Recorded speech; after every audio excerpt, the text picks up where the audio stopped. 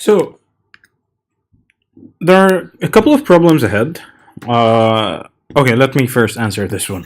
So the first, for A, this is basically a multi-threaded. I mean, these are three threads, but this is a FIFO system, and you have a single core in this system, so you can just have a single thread running.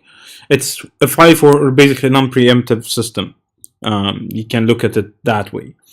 In the second case, in B, it's basically a multi-processor system where you have multiple processors that can run in parallel, and each processor runs one of the three threads, basically, so they run in parallel. In C, you have a round-robin system.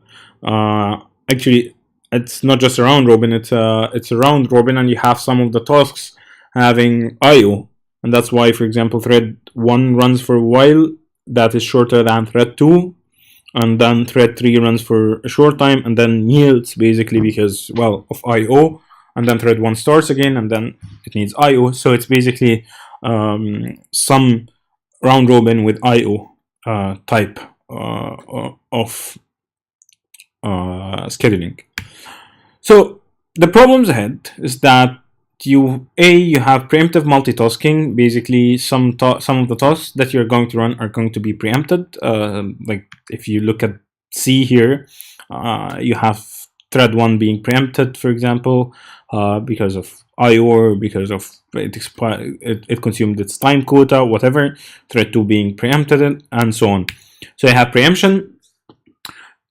You cannot make any assumptions on the speed of a thread. One thread that starts earlier than the other, doing exactly the same simulation, for example. If we look at the simulation example that I gave earlier, so two threads, they are doing exactly the same thing with two different inputs, but still one of them might run much faster than the other, and it does not have to be the one that started first. It can be the one that started last, and that is basically due to different. I mean, computers are very dynamical systems, and you cannot basically make assumptions on how the hardware will run a thread.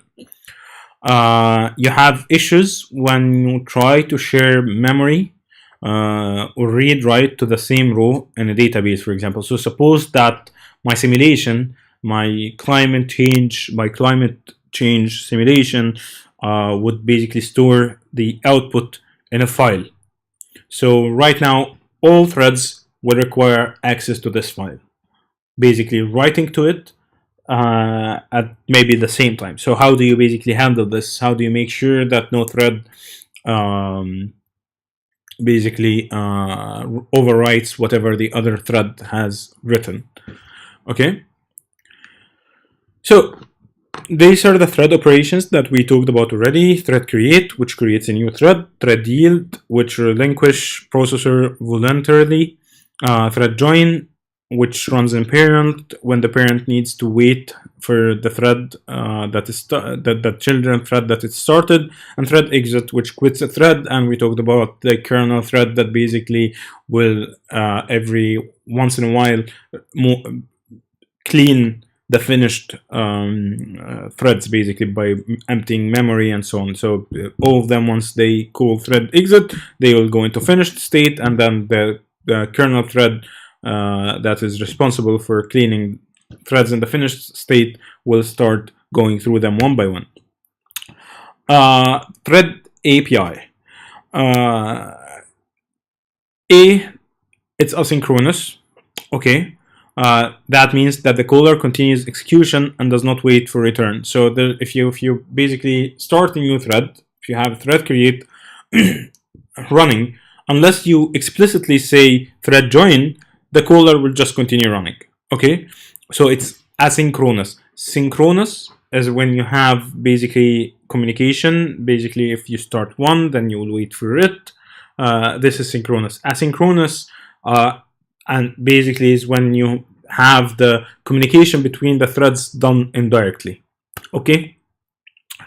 Yeah, you need to to have different operations for creating the threads. You basically create them, they become in the ready state, and scheduling the threads onto the actual processor. These are two different operations in the system.